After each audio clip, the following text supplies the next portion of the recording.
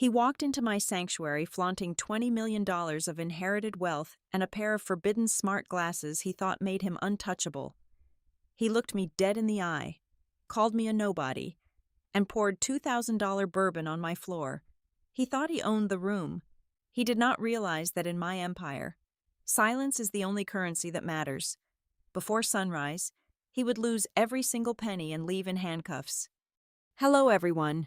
Before today's story begins, we'd like to share a quick message. YouTube recently removed our monetization, cutting off our income.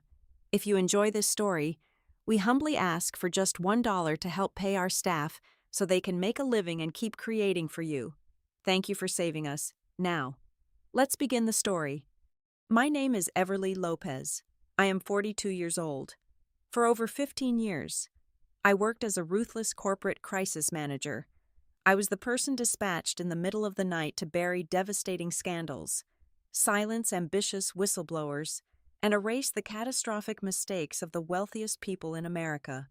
That grueling life taught me one undeniable truth about power: the most valuable commodity in the modern world is not gold, oil, or even personal data.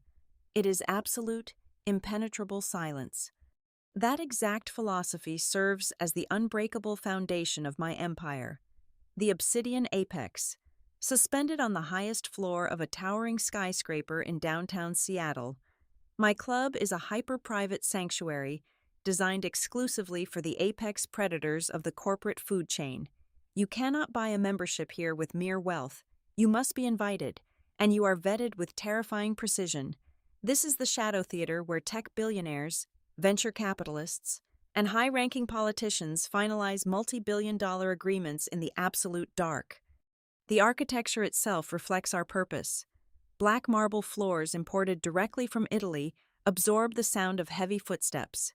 Thick, soundproof velvet curtains block out the flashing neon lights of the city below.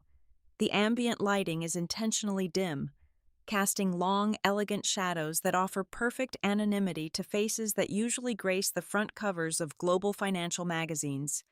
At the obsidian apex, there is only one supreme law, and it is brutally enforced in visible silence. The moment a guest steps out of our private, retina-scanning elevators, they surrender their connection to the outside world. There are absolutely no electronic devices allowed, no smartphones, no smartwatches, no social media check-ins, and certainly no recording equipment of any kind. The entire perimeter is encased in military-grade Faraday cages that actively block all cellular and Wi-Fi signals, leaving only our secure, heavily monitored internal network. A single leaked audio clip from our dining room could crash the stock market by billions of dollars, and my clients trust me with their lives to ensure that never happens. It was a bustling Friday evening. The club was operating at peak capacity, yet the atmosphere remained draped in that signature, expensive quiet. The gentle clinking of crystal whiskey glasses and the low, steady hum of hushed negotiations formed a rhythmic background noise. I was standing in my elevated, glass-walled executive suite, looking down at the ecosystem I had painstakingly built. From up here, I could observe every interaction, every subtle shift in power dynamics across the main lounge. My empire was functioning flawlessly. Then, I spotted a glaring system error. His name was Julian Vance. He was a 28-year-old impulsive, arrogant trust fund kid who had absolutely no business breathing the same air as my esteemed clients. Julian had recently inherited a board seat and a massive fortune from his late uncle. His uncle was a profoundly respectable man, a brilliant angel investor who had provided the critical initial capital to help me build this club many years ago. I respected the uncle immensely, which was the only reason Julian was permitted to hold a legacy membership. Down on the main floor, Julian was acting like a rabid animal turned loose in a museum. He was loudly throwing thousands of dollars around, ordering the most expensive champagne just to deliberately pour it onto the floor, and aggressively trying to hold court among serious men who clearly despised him. But his obnoxious, uncultured behavior was not the primary problem. My eyes locked onto his face. Resting on the bridge of his nose was a pair of custom, gold-plated smart glasses. It was a blatant, unforgivable violation of our absolute law. Those glasses were equipped with microcameras and audio transmitters. Julian was not just showing off. He was secretly live-streaming his presence to his circle of startup friends, desperately trying to artificially inflate his status by proving he had access to this elite playground. My secure earpiece crackled to life. It was Marcus, my head of security. "Ms. Lopez," Marcus said, his voice completely flat but laced with an underlying, dangerous tension. "We have a visual on Vance. He is wearing banned optics, requesting immediate permission to extract him physically and ban him from the premises." My initial instinct was to agree immediately. I wanted him dragged out by his expensive collar and thrown onto the rainy Seattle pavement. But as I watched Julian's erratic movements, my seasoned crisis manager instincts flared. I analyzed his body language. He was not just randomly looking around the room to boast. He kept subtly positioning himself, shifting his weight, and deliberately tilting his head toward a very specific direction. He was aiming the concealed lens directly at the frosted glass doors of the Gold Room. Inside the Gold Room, two rival chief executive officers from the largest artificial intelligence corporations in the world were currently engaged in highly classified 11th-hour merger negotiations. The deal they were hammering out would completely restructure the entire technology industry. The information inside that room was worth hundreds of millions of dollars if acted upon before the public announcement. Julian was not just a pathetic child seeking validation. He was attempting corporate espionage. "Stand down, Marcus," I said into my microphone, my voice a quiet, sharp blade. "Ma'am," Marcus replied, clearly confused. "He is broadcasting live." "I said stand down," I repeated, never taking my eyes off the young fool. "Do not touch him. Keep all surveillance cameras locked on his position." I stepped back from the glass window, a freezing sense of clarity washing over my mind. Throwing Julian out would be far too merciful. He had mistaken my silence for weakness, and he was attempting to weaponize my sanctuary for his own greedy ambitions. If he wanted to play a high-stakes game of corporate warfare inside my walls, I was going to teach him exactly why his uncle had trusted me to rule this empire. I stepped into the private, wood-paneled elevator. The descent took exactly 12 seconds, but in my mind, I was already calculating 50 different angles of approach. When the brass doors parted, I glided out onto the main floor. The atmosphere was immediately and noticeably tense. The usual smooth flow of high-level negotiations had curdled around the lounge area where Julian had established his temporary kingdom. As I walked, my presence usually commanded a respectful nod or a quiet greeting from the titans of industry. But tonight, their eyes darted nervously between me and the boy playing king in the corner. I approached Julian with the measured, silent grace of a seasoned predator circling a very loud, very oblivious prey. "Mr. Vance," I said, stopping exactly 3 feet from his table. My tone was carefully modulated, pitched barely above a whisper, designed specifically to ensure only he and his immediate circle of sycophants could hear. "I must kindly ask you to remove your eyewear. Our club policies regarding external optics and recording devices are absolute and non-negotiable." He spun around, practically knocking over a heavy chair in the process. His face was deeply flushed, a toxic combination of expensive liquor and unearned, inherited confidence. He did not extend the courtesy of lowering his voice. In fact, he deliberately amplified it, ensuring the surrounding tables occupied by powerful people who valued their privacy above all else fell into a dead, violently uncomfortable silence. "Are you seriously trying to give me orders?" Julian sneered, his voice cracking slightly with arrogant indignation. He pointed a manicured finger directly at my chest. "You are nothing but an outdated housekeeper wearing a fancy dress. You are a nobody, a glorified servant leeching off the Vance family fortune. My uncle paid for these walls. Do not ever forget who actually owns the bricks of this building. I am the master here, not you." To emphasize his perceived dominance, he let out a high, grating laugh that completely offended the carefully engineered acoustics of the room. He picked up his heavy crystal tumbler. Without breaking eye contact, He casually tilted his wrist. A generous, deliberate pour of $2,000 bourbon spilled directly onto the floor. It splashed violently against the vintage, hand-woven Persian rug beneath our feet.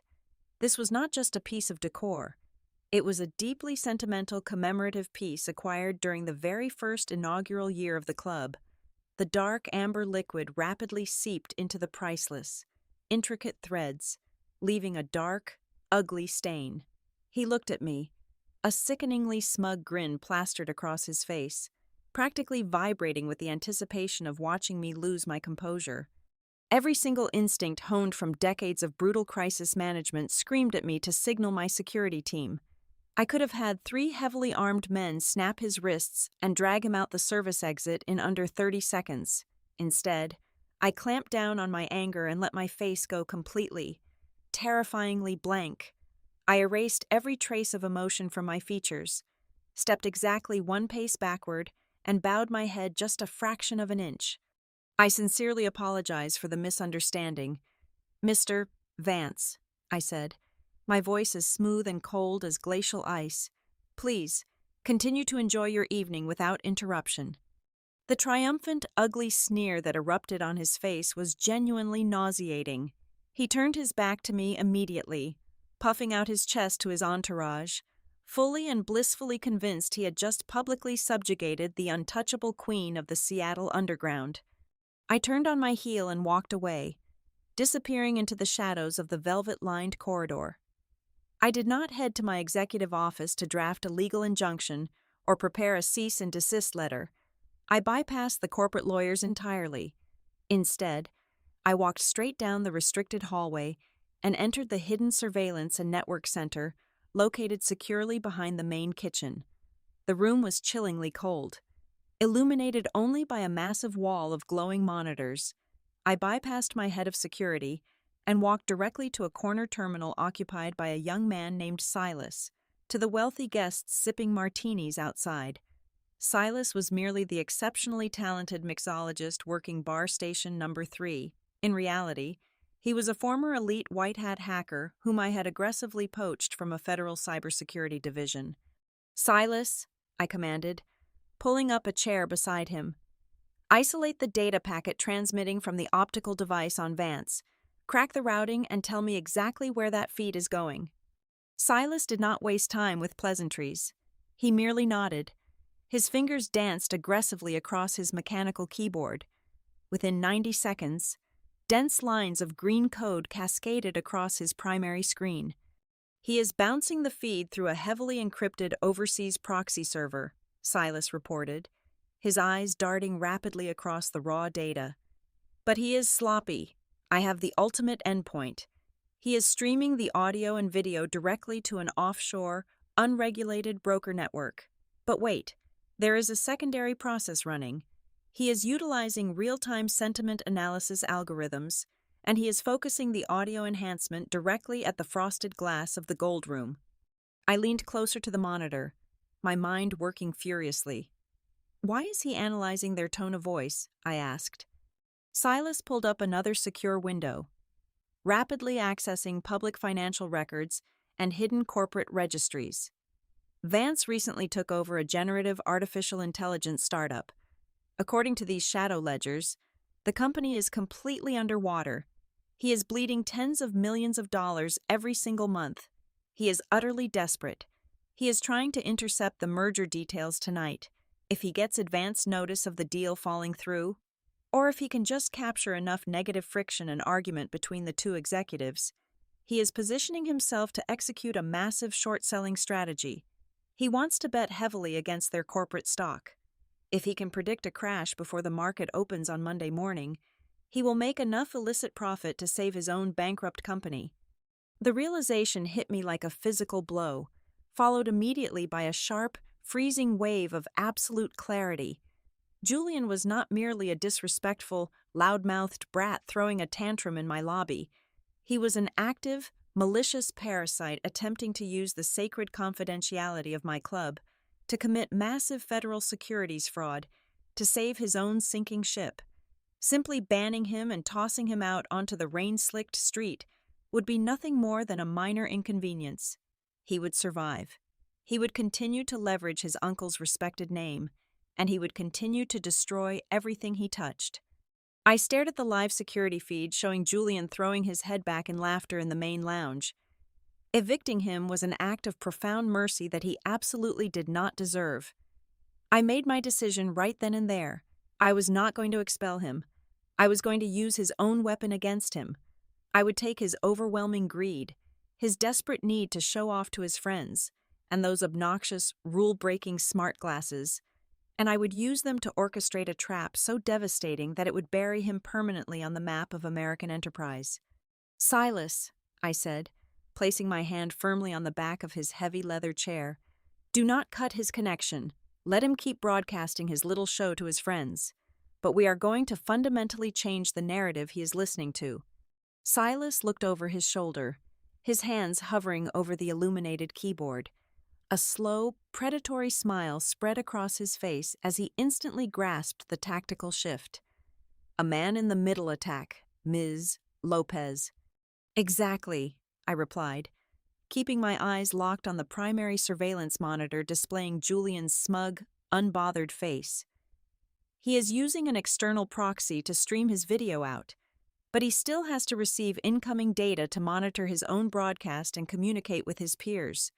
We control the physical routers. We control the airspace. I want you to sever his connection to reality without him ever noticing. Isolate the audio feed returning to his bone conduction earpiece and inject a completely synthetic track. Let his video stream outward normally so he thinks he is still successful, but feed him a customized auditory illusion. "Give me 3 minutes," Silas said, spinning back to his workstation. "I have hours of vocal samples from both of those chief executive officers from their public keynotes, media interviews, and quarterly earnings calls. I can build a flawless voice profile. What is the script?" I paced the length of the chilled server room, visualizing the exact scenario that would trigger Julian's most reckless financial impulses. He was a greedy amateur desperate for a win. I needed to feed him a disaster. "Make it a catastrophic corporate collapse," I instructed, my voice cold and precise. "I want the sound of shouting. I want the sound of a heavy fist slamming against a wooden table. Make the first chief executive officer, the one from the hardware division, sound panicked and aggressive. I want him to scream that the core algorithms are completely fraudulent and the company is bleeding capital. Have the second executive, the software billionaire, curse at him, make him declare the merger completely dead, and explicitly state they will be filing for Chapter 11 bankruptcy before the global markets open on Monday morning. Make it sound raw, unprofessional, and utterly disastrous." Silas did not say a word. His fingers flew across the mechanical keys, utilizing our own proprietary artificial intelligence engines to generate the deepfake audio in real time. He did not just synthesize the voices, he meticulously crafted the acoustic environment. He spliced in the exact background noise of our club, the subtle hum of the industrial air conditioning, and the muffled clinking of crystal glasses, making the auditory illusion perfectly match the perimeter of the gold room. He played the final render through a secure, encrypted speaker on his desk. The synthetic voices were absolutely indistinguishable from the real men currently sitting peacefully just 100 feet away from us. It was a terrifying masterpiece of digital manipulation. "Inject it directly into his feed," I commanded. We turned our attention back to the high-definition security monitors. Julian was currently leaning casually against a velvet pillar in the main lounge, holding his empty glass like a theatrical prop, soaking in his own perceived brilliance. Then, the injected audio hit his receiver. I watched his physical posture change instantly. The arrogant, relaxed slouch vanished in a fraction of a second, replaced by the rigid, electric tension of a desperate gambler who just saw the final winning card drop in his favor. He pressed an index finger tightly against the thick gold frame of his smart glasses, pushing them closer to his ear. His eyes widened in pure, unfiltered shock, followed immediately by a wave of unrestrained greed that twisted his facial features into something ugly and primal. He looked around nervously, his head darting left and right, suddenly terrified that someone else in the crowded room might have overheard the goldmine of corporate destruction he believed he was uniquely privy to. He scurried away from his entourage of sycophants without saying a word. Retreating into a dimly lit alcove near the coat check, it was a shadow zone he foolishly thought was unmonitored by our cameras. "He is taking the bait," Silas whispered, his eyes glued to the network traffic analysis scrolling across his secondary screen. "He has opened a highly secure messaging tunnel. He is contacting an offshore brokerage firm operating out of the Cayman Islands." I leaned closer to the screen, watching the raw data packets flow through our trapped router. "Read me the transaction parameters. What is he doing?" "He is going all in," Silas reported, shaking his head in genuine disbelief at the sheer magnitude of the stupidity unfolding before us. "He is moving massive amounts of capital from his offshore holdings, liquidating his blue-chip stocks, and leveraging every single penny of his inherited trust fund. He just initiated a massive short position against both technology conglomerates. He is authorizing a margin trade utilizing maximum leverage of 10 to 1. He is betting roughly $75 million that those two stocks will crater to absolutely zero by tomorrow morning." Silas paused, doing the mental math. If the deal in the gold room actually goes through and is announced successfully to the public, the subsequent surge in stock price will trigger an immediate, automated margin call from his brokers. That margin call will vaporize his entire net worth in a matter of seconds, leaving him with a debt he can never repay in 3 lifetimes. Julian was moving too fast, his adrenaline completely blinding him to the basic rules of risk management and common sense. He was operating purely on the high of his own perceived genius. I needed to keep him right there in that alcove, locked tightly inside his bubble of euphoria, unable to double-check his sources or notice the actual reality of the successful negotiations unfolding just down the hall. I needed to inflate his ego until it reached the absolute breaking point. I picked up the secure internal phone line and connected directly to the main floor station. "Send Elena to the alcove near the north entrance," I instructed. Elena was my most senior floor manager, a woman of breathtaking elegance and devastating social intelligence. She possessed a master's degree in behavioral psychology and knew exactly how to manipulate the fragile egos of powerful, insecure men. Within 2 minutes, she appeared on the security camera, gliding gracefully toward Julian's hiding spot. She carried a polished silver tray bearing a vintage Cuban cigar, a rare reserve rolled over 20 years ago, the kind we strictly reserved only for our platinum tier members. Beside it sat a fresh, heavy pour of the exact $2,000 bourbon he had previously poured onto my commemorative rug. I watched through the silent camera feed as Elena offered him the silver tray with a dazzling, admiring smile. She leaned in slightly, whispering something undoubtedly flattering about his aura of success and his sharp business acumen. Julian puffed his chest out, his earlier frantic panic completely replaced by the overwhelming swagger of a man who firmly believed he had just outsmarted the entire financial world. He took the cigar with a trembling hand, allowing Elena to expertly clip and light it for him. He took a long, arrogant drag, exhaling a thick cloud of smoke toward the ceiling, completely paralyzed by his own monumental hubris. While Julian was busy being treated like royalty, the real fatal blow was being delivered in the cold, windowless room beneath his feet. "The trades are locked and fully executed by the offshore broker," Silas confirmed, tapping a final decisive sequence of keys. "The transaction receipts are permanently etched onto their internal blockchain ledgers. There is absolutely no way he can cancel or reverse the orders now. He is fully committed to the drop." "Good," I said, a deep, cold satisfaction settling permanently in my chest. "Now, strip his digital life bare. I want every single byte of data." "Already on it," Silas replied, his fingers moving in a blur. While he was busy transferring his millions, I used the backdoor connection he unknowingly established with our secure router to completely mirror his optical device. I am currently extracting his entire local storage. I have the high-definition video files he was illegally recording inside the club. I have the fully decrypted chat logs with his black market brokers. I have the exact timestamps proving he was attempting to execute illegal trades based on what he believed was non-public. Insider information intercepted maliciously on our premises. I even have the network logs showing the exact millisecond he initiated the short sell. Silas hit the enter key one last time with a sharp clack. A bright progress bar flashed across the center of his screen and instantly hit 100%. A heavy, encrypted, digital folder materialized on his desktop. "We have him, Ms. Lopez," Silas said, leaning back in his chair and crossing his arms.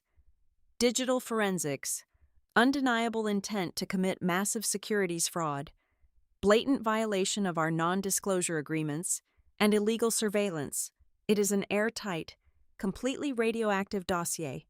It contains enough hard evidence to send him to federal prison for 20 years and bankrupt his entire lineage." I looked at the monitor one last time. Julian was laughing out loud at something Elena said, looking up at the ceiling as if he owned the very sky above the skyscraper. He had handed me the shovel, and he had just finished digging his own grave. He had absolutely no idea he was already a dead man walking. I had retreated to my private executive suite, a sprawling, sound-isolated fortress constructed of dark mahogany and floor-to-ceiling reinforced glass overlooking the glittering Seattle skyline. It was my sanctuary, a place where absolute silence was cultivated like a rare orchid. That silence was violently shattered when the heavy double doors were shoved open without a single knock. Julian marched into my office, completely abandoning any remaining pretense of civility or basic human decency. He was practically vibrating with a toxic, manic energy, his face flushed with the adrenaline of what he falsely believed was an absolute, flawless victory. However, he did not come alone. Trailing closely behind him, stepping into my office with a cautious, calculating stride, was a man I instantly recognized from dozens of confidential threat assessment files. His name was Victor Thorne, a notoriously aggressive, predatory venture capitalist who operated strictly in the darkest gray areas of corporate finance. Thorne had a vicious reputation for funding morally bankrupt enterprises and bailing out desperate founders in exchange for draconian equity stakes and total operational control. It was immediately obvious why Julian had brought him. Julian was attempting a grand theatrical display of dominance. He was parading Thorne around my sanctuary, aggressively trying to secure emergency funding for his own failing artificial intelligence startup by showing off his newly acquired, entirely fabricated leverage over the most powerful woman in the city. Julian did not wait for an invitation to sit. He strutted directly toward my custom-built desk, pulled out the heavy leather guest chair, and dropped himself into it with an exaggerated, arrogant sigh. He then lifted his legs and slammed the muddy heels of his designer loafers directly onto the immaculate, polished wood surface of my desk, missing an antique, irreplaceable crystal inkwell by mere inches. Thorne remained standing near the doorway, crossing his arms over his chest, his eyes darting around the room as he evaluated the power dynamic with a cold, predatory gaze. "Your little reign as the untouchable queen of the Seattle Underground is officially over, Everly," Julian announced, his voice dripping with venomous, unchecked glee. He did not bother keeping his voice down anymore. He wanted his investor to hear every single word of his triumph. "I know exactly what is happening down the hall in the gold room. I have the entire disaster recorded on my optical drive. The massive artificial intelligence merger is completely dead. They are tearing each other apart, and they are filing for bankruptcy tomorrow morning. And I am the only person currently breathing outside of that room who holds the undisputed audio proof." He leaned forward, dropping his feet off the desk and planting them firmly on the floor, attempting to adopt a menacing, authoritative posture. He pointed a finger directly at my face. "Here is the deal," Julian sneered, his eyes wide with frantic greed. "You are going to draft a legally binding contract, right here and right now. You are going to sign over exactly 50% of all voting shares in the Obsidian Apex to me by midnight tonight. If you refuse, or if you try to call your security team, I press one button and send the raw audio file to every major financial news television network on the eastern seaboard. The global market will panic. Your precious reputation for absolute, impenetrable secrecy will be completely destroyed, and your pathetic little club will be boarded up and auctioned off by the end of the week. You lose everything, or you give me half. I did not blink. I did not flinch. I did not offer him the satisfaction of a sharp intake of breath or a widening of my eyes. I slowly reached for a heavy crystal decanter resting on a silver tray beside my computer monitor. I methodically poured myself a glass of sparkling mineral water. The soft, effervescent fizzing sound seemed incredibly loud in the sudden, heavy tension of the room. I took a slow, deliberate sip, completely ignoring Julian's existence. Instead, I shifted my gaze away from the arrogant child and locked my eyes directly onto the man standing by the door. "Mr. Thorne," I said, my voice perfectly level, carrying the calm, absolute authority of someone observing a very minor traffic violation rather than facing a hostile corporate takeover. "Are you absolutely sure you want to write a multi-million-dollar check to a man who is currently roughly 5 minutes away from being indicted by the federal government for massive, undeniable insider trading?" Thorne immediately stiffened. The relaxed, arrogant posture vanished in a fraction of a second. His eyes darted rapidly from my perfectly calm face to Julian's flushed, manic expression, a deep, uneasy frown carving heavy lines into his forehead. Men like Victor Thorne survived and thrived by possessing an almost supernatural ability to sniff out massive liabilities. And with a single, calm sentence, I had just painted a glowing, radioactive target on Julian's back. Julian, oblivious to the sudden shift in the atmosphere, threw his head back and let out a booming, theatrical, genuinely obnoxious laugh. "Oh, that is incredibly pathetic," Julian mocked, clapping his hands together as if applauding a terrible performance. "Are you really resorting to cheap, desperate psychological bluffs? You have absolutely no leverage left. You washed-up, obsolete housekeeper. You are completely cornered, and you are just trying to scare my lead investor away because you know I have beaten you at your own game. It is over. Accept your defeat." Before the echo of his arrogant laughter could even begin to fade from the mahogany walls, a sharp, electronic chime cut through the air. The massive 85-inch television monitor securely mounted on the wall directly behind my desk automatically powered on. The screen flared to brilliant life, immediately tuning into the premier global financial news network. A glaring, bright red breaking news banner was flashing urgently across the bottom of the screen. The volume was crisp, loud, and brutally authoritative. The lead anchor, a woman famous for her rapid-fire, merciless market analysis, looked directly into the camera with an expression of pure, unadulterated shock. "We have an absolute financial bombshell crossing the wire right at this very second," the anchor announced, her voice vibrating with professional excitement. "After weeks of intense speculation and massive market anxiety, the two largest artificial intelligence developers on the planet have officially finalized their historic merger. Representatives have just stepped out of a highly secure, undisclosed location in Seattle to confirm the deal is signed and legally binding. This is a monumental, unprecedented consolidation of technology power." The screen instantly split in half, replacing the anchor's face with live, rapidly updating stock tickers for both of the involved corporations. The graphics were a blinding, brilliant green. The trend lines were not just pointing up, they were climbing at a terrifying, completely vertical angle. "Look at these numbers," the anchor continued, practically shouting over the frantic background noise of the newsroom. "The after-hours market is reacting with unprecedented, historic euphoria. Shares for both entities are up 25%, now 30%, now crossing 40% in a matter of mere minutes. This is the largest, fastest single-day valuation surge in the history of the modern technology sector." The vibrant green graphics on the 85-inch screen bathed the room in a sickly fluorescent light.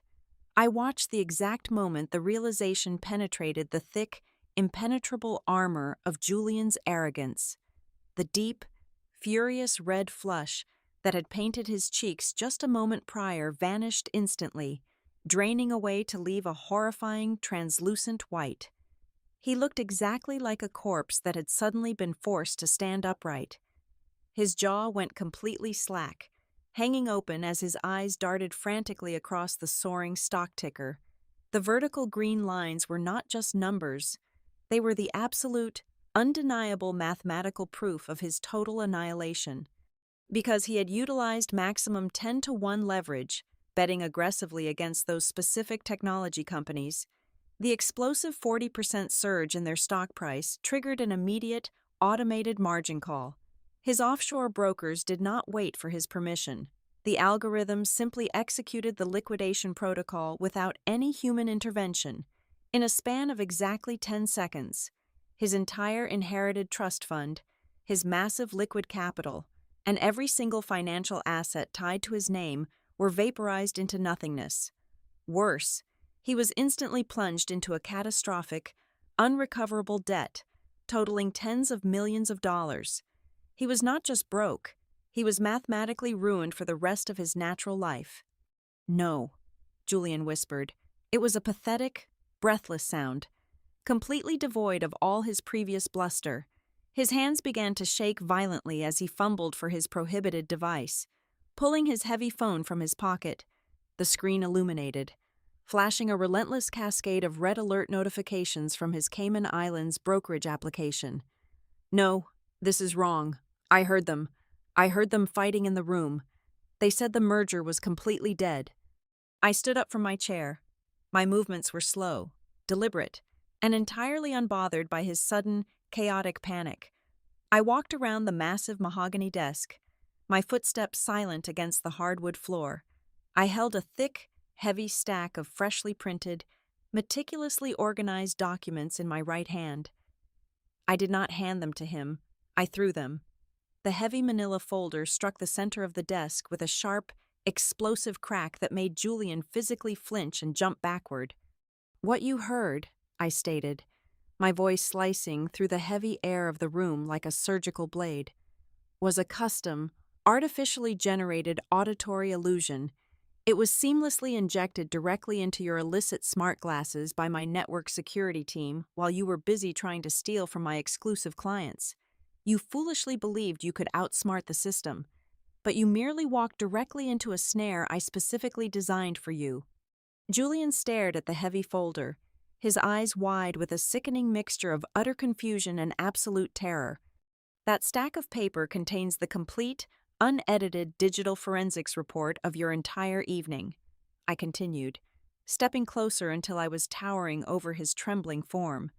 "It includes the encrypted router logs detailing your exact coordinates within the club. It holds the high-definition video files you illegally recorded. It features a complete, time-stamped transcript of your unauthorized offshore communications, and the exact digital receipts of your catastrophic short sell orders executed while utilizing what you falsely believed to be stolen, non-public information. It is irrefutable. Hard evidence of massive corporate espionage, severe financial fraud, and a blatant, malicious violation of our strict non-disclosure agreements." I leaned down slightly, forcing him to look directly into my cold eyes. "And exactly 5 minutes ago, my security team securely transmitted that entire dossier directly to the highest enforcement division of the Securities and Exchange Commission, copying the Federal Bureau of Investigation Cybercrimes Unit for good measure. They are likely drafting your federal arrest warrants right at this very second." The silence that followed was entirely suffocating. The only sound in the room was the cheerful, enthusiastic voice of the financial news anchor on the television, blissfully describing the massive wealth being generated down the hall, while Julian's entire universe violently collapsed around him. Then, the true nature of corporate loyalty revealed itself. Victor Thorne, the ruthless venture capitalist who had stood silently by the door, assessing the shifting winds of power, made his decisive move.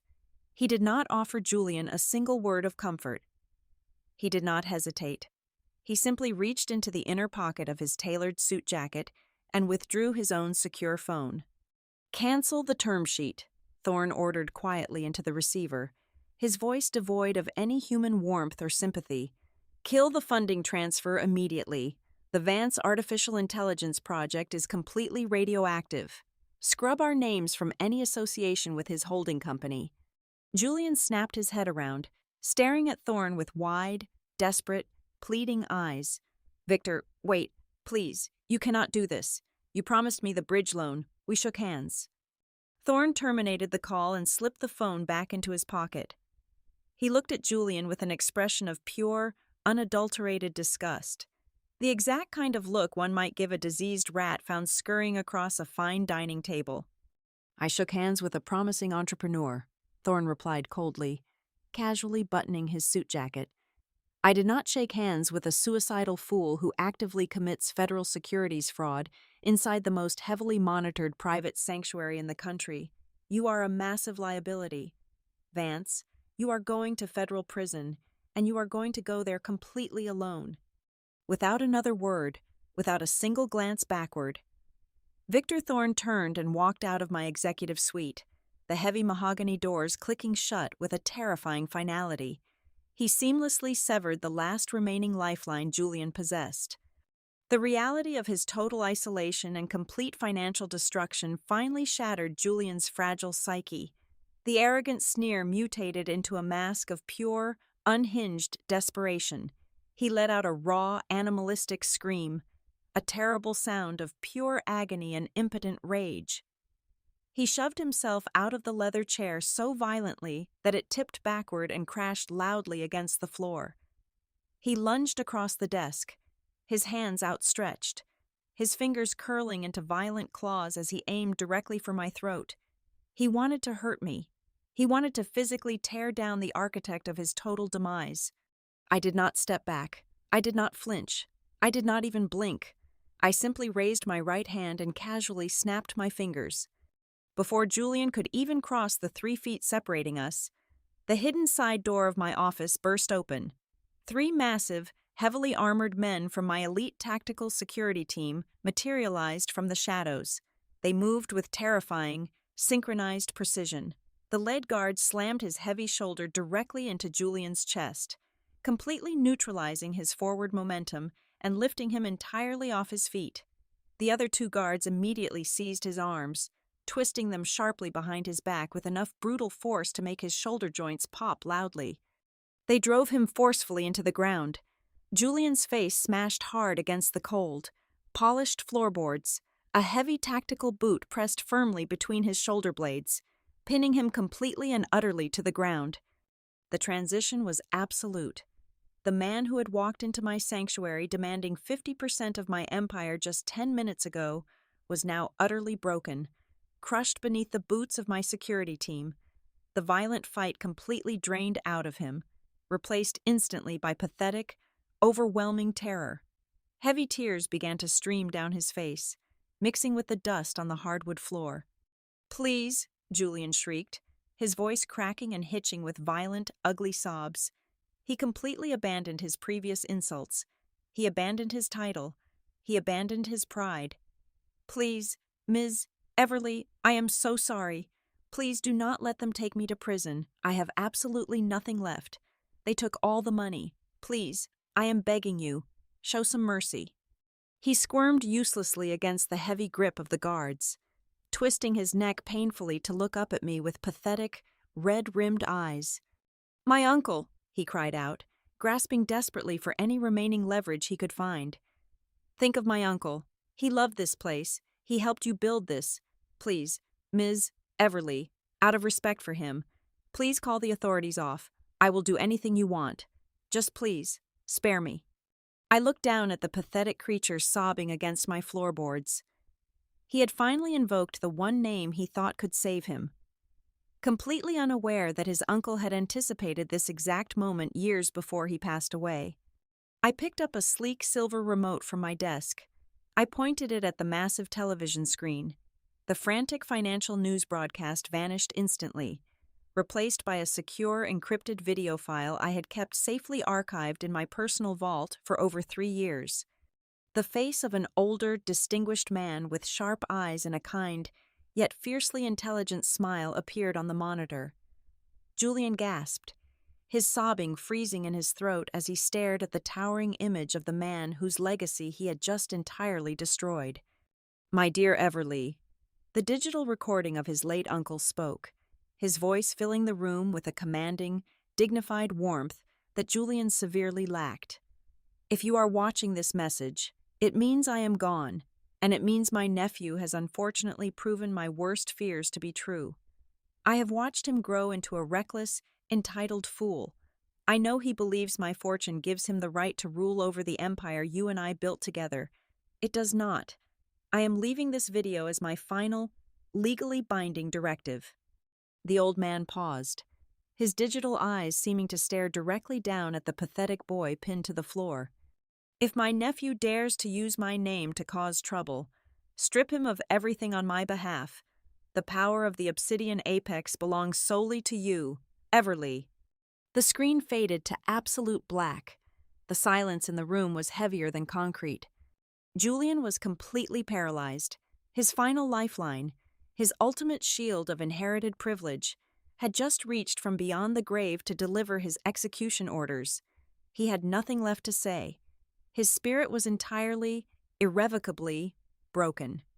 I turned away from the black screen and looked at my head of security. Strip him of his optical device, I commanded softly. Confiscate his legacy membership card and shred it. And Marcus, do not use the hidden service elevator for his extraction. Marcus offered a grim, understanding nod. He reached down and violently ripped the gold-plated smart glasses off Julian's face, crushing them casually beneath his heavy boot.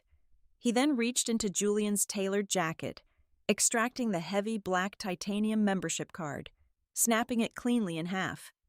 Take him out through the main lounge, I ordered, my voice carrying the absolute finality of a judge delivering a life sentence. Let everyone see exactly what happens when a guest forgets our fundamental law. The guards hauled Julian to his feet. His legs could no longer support his own weight, forcing the security team to physically drag him.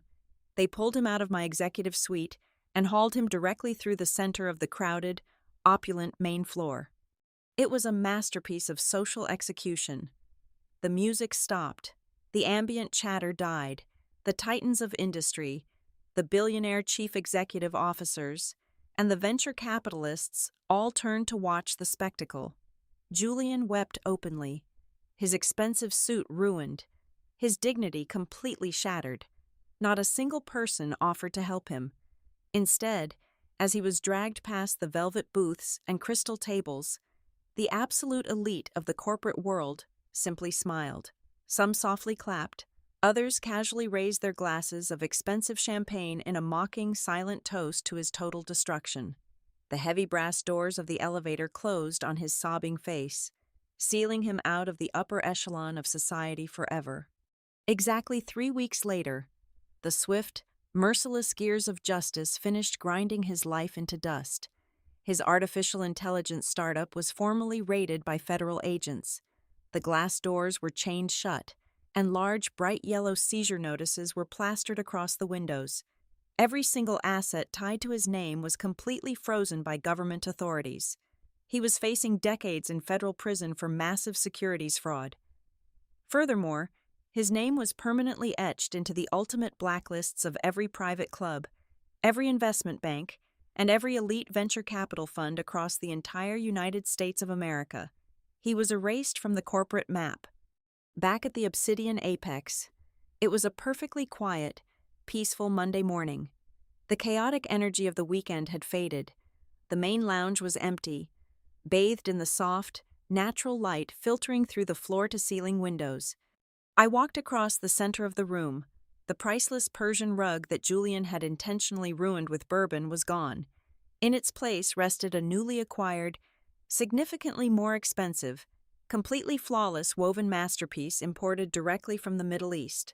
There was not a single trace left of the intruder who had tried to conquer my empire. I stood by the reinforced glass, looking out over the sprawling gray skyline of Seattle. I withdrew a Platinum Tier Reserve cigar, elegantly clipping the end before lighting it. I took a slow, deep breath, letting the rich, heavy smoke fill the silent room. In the business world, They teach you how to build relationships, but the true art is knowing how to destroy them until not a single fragment remains. Thank you so much for listening to today's story. We hope you enjoyed it. As an ad-free channel, your support is what keeps us alive. Please support Boss Revenge Stories with just $1 via the QR code on the screen, or click the link in the description box or pinned comment. Also, we'd love to connect with you. Please leave a comment telling us which city or state you're listening from. Thank you for standing with us, and see you in the next stories.